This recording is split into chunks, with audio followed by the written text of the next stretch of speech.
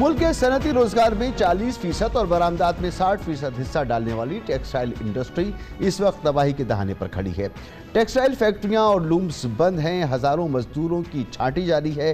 गुज़िश्ता माह मुल्क की टेक्सटाइल बरामदात में 29% कमी देखी गई और पिछले 7 महीनों से मुसलसल गिरावट जारी है, जबकि पिछले साल के मुकाबले में इस माली साल के 10 माह के दौरान टेक्सटाइल एक्सपोर्ट्स 14% कमी से 13.7 अरब डॉलर्स रहीं। इसी अरसे के दौरान आलमी टेक्सटाइल मार्केट में पाकिस्तान के हरीफ ममालिक बांग्लादेश, श्रीलंका और वियतनाम ने अपनी एक्सपोर्ट्स में 10 से 20% इजाफा किया और हम अपने गुज़िश्ता बरसों के हासिल अहदाफ से भी पीछे रह गए। 2020 में पाकिस्तान की टेक्सटाइल एक्सपोर्ट्स 12.5 अरब डॉलर्स थी, जो 2022 में 56% के इजाफे से 19.5 अरब डॉलर्स तक पहुंच गई थी, जिसकी बड़ी वजह हुकूमत की जानिब से बिजली और गैस की मद में टेक्सटाइल सेक्टर को दी जाने वाली मराहत थी। टेक्सटाइल इंडस्ट्री को बिजली के लिए 7 सेंट और गैस के लिए $6 फी यूनिट चार्ज किया जा रहा था। इसके अलावा सनती यूनिट्स को गुज़िश्ता हुकूमत में 3% शरह सूद पर दिए जाने वाले सस्ते तरीन कर्जों की टर्फ स्कीम अब तारीख का हिस्सा बन चुकी है, क्योंकि अब शरह सूद रिकॉर्ड 21% पर पहुंच चुकी है, जिसकी वजह से बैंक एक्सपोर्टर्स को सस्ता कर्जा देने से कासिर हैं।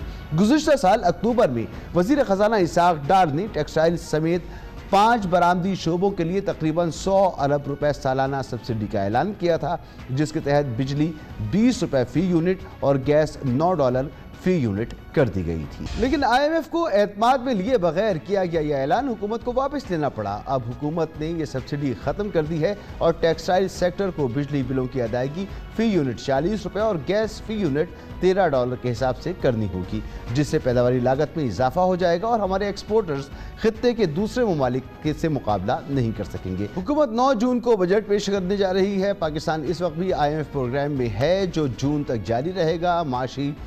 माहिरीन इस बात पर मुत्तफिक हैं कि माशी दलदल से निकलने के लिए बजट के बाद भी हुकूमत के पास नए IMF प्रोग्राम के सिवा कोई चारा नहीं। अब देखना यह है कि IMF प्रोग्राम के साथ हुकूमत एक्सपोर्टर्स को सब्सिडी या किसी और ज़रिए से क्या रिलीफ दे सकती है, ताकि गिरती हुई बरामदात को सहारा दिया जा सके। बज़ाहिर ऐसा होना मुश्किल नज़र आ रहा है। इस अहम तरीन मामले पर बात करेंगे। हमारे साथ मौजूद हैं Khurram Mukhtar sahab, patron in chief Pakistan textile exporters association. बहुत बहुत शुक्रिया खुर्रम मुख्तार साहब वक्त देने के लिए। इस वक्त जो गुज़िश्ता 7 माह से टेक्सटाइल एक्सपोर्ट्स में हम गिरावट देख रहे हैं, इसकी बुनियादी वजह क्या डोमेस्टिक फैक्टर्स हैं या आलमी कसाद बाजारी भी इसमें अपना रोल प्ले कर रही है? Thank you for this opportunity ji. जैसा कि आपने पूरे स्टैटिस्टिक्स दिए हैं अपने इंट्रो के लिए, अनफॉर्चुनेटली इस मुल्क में इनेबलिंग इन्वायरमेंट नहीं रही जी, जिसकी वजह से हमने अपने पहले 10 माह के अंदर $2 बिलियन की एक्सपोर्ट्स का लॉस कर लिया है और हमारा अंदेशा है कि आने वाले बकिया 2 माह के अंदर हम another $1 billion $500 million per month lose करेंगे और on top of it $2 billion की जो एक्सपोर्ट पोटेंशियल था वो भी हमने लॉस किया है। तो ऑल टुगेदर $5 बिलियन का खुदा न खास्ता हम लॉस कर चुके हैं। मैं तो इसमें यही कहूँगा जी कि हमें अपने तल्ख माजी से निकलना पड़ेगा और हमें फॉरवर्ड लुकिंग अप्रोच चाहिए। इस सेक्टर के अंदर बेतहाशा पोटेंशियल है। This is the largest sector, largest employer in the country. तो इस जो डिक्लाइन है इसकी 2 बड़ी वजूहत हैं। एक कॉस्ट ऑफ प्रोडक्शन है और दूसरा वर्किंग कैपिटल है। कॉस्ट ऑफ प्रोडक्शन के अंदर 2 चीज़ें कंट्रीब्यूट कर रही हैं मेजरली, जिसमें कॉस्ट ऑफ एनर्जी है और दूसरा फाइनेंशियल कॉस्ट है। कॉस्ट ऑफ एनर्जी के ऊपर आपने बेतहाशा इस इशू के ऊपर प्रोग्राम किए हैं। पंजाब के साथ, पंजाब की इंडस्ट्री के साथ बेतहाशा ज़्यादती की जा रही है जी। इन केस ऑफ गैस हमारी ह्यूज डिस्पैरिटी है विद अदर प्रोविंसेस। दूसरे सूबों को $4 में गैस दी जा रही है, जबकि पंजाब को $12 से $13 के अंदर RLNG का फुल टैरिफ चार्ज किया जा रहा है। इसमें हमारी रिकमेंडेशन ये है कि वैकॉग इज़ दी ओनली वे, और ये इनएविटेबल है। अगर हम वैकॉग नहीं करेंगे तो ये इंडस्ट्री किसी भी सूरत के अंदर सर्वाइव नहीं कर सकती। पंजाब का दूसरे प्रोविंसेस के साथ 300% का डिफरेंस है। वैको के लिए लेजिस्लेशन हो गई है और हमारी हुकूमत से अपील है इसे आने वाले बजट के अंदर आप 100% इम्प्लीमेंट करें, otherwise we are unable to sustain and grow in the market. आपके इल्म में है कि जो एक्सपोर्ट इंडस्ट्री है ये ग्लोबल मार्केट प्लेस के अंदर ट्रेड कर रही है और ये जितने भी हमारे इन हाउस प्रॉब्लम्स हैं ये हम एक्सपोर्ट नहीं कर सकते। ठीक है। जहाँ तक वर्किंग कैपिटल का सवाल है, इसके अंदर हमारे को तकरीबन 500 बिलियन के करीब डिफरेंट हेड्स के अंदर रिफंड्स पेंडिंग है। इसमें मिनिस्ट्री ऑफ कॉमर्स ये तमाम मसाइल भी हैं अपनी जगह, लेकिन जो इस वक्त आपने गैस के टैरिफ की बात की और आप बात कर रहे हैं कॉस्ट की बात कर रहे हैं, जो कॉस्ट आ रही है वो डेफिनेटली कंपीटेबल नहीं है रीजन में दीगर ममालिक के साथ। मगर हुकूमत भी क्या करे, IMF माहिदे की वजह से उसके भी तो हाथ पांव बंधे हुए हैं। अगर IMF माहिदा करते हैं तो फिर सब्सिडी का तो सवाल ही पैदा नहीं होता। क्या वे आउट है कि हम IMF माहिदे में भी हों और अपने टेक्सटाइल सेक्टर को भी बचा सकें? हम इसमें जी सब्सिडी मांग ही नहीं रही। मैं थोड़ा सा ये आपको एक्सप्लेन करना चाहता हूँ कि हमें सस्टेनेबल एनर्जी टैरिफ चाहिए और ये कोई होम ग्रोन प्लान बनाना पड़ेगा। जो भी अहदाफ हैं IMF के साथ उसकी कंप्लायंस ज़रूरी है, बट हमें अपना होम ग्रोन प्लान बनाना पड़ेगा। हमें एक्सपोर्ट को प्रायोरिटी देनी पड़ेगी, एक्सपोर्ट्स को इनकरेज करना पड़ेगा। आपको पता है कि Pakistan is a rich country in terms of resources, but unfortunately हम इन रिसोर्सेज को मोबिलाइज नहीं कर पाए। अगर हम ऐसा नहीं करते हमारे लिए टर्निंग पॉइंट है। तो आज हमें ये फैसला करना है कि जी हमने अपनी मुल्क को प्रॉस्पेरिटी के रास्ते पे लगाना है या जो डिस्ट्रक्शन का सफ़र है इसे जारी रखना है। This is not our destiny.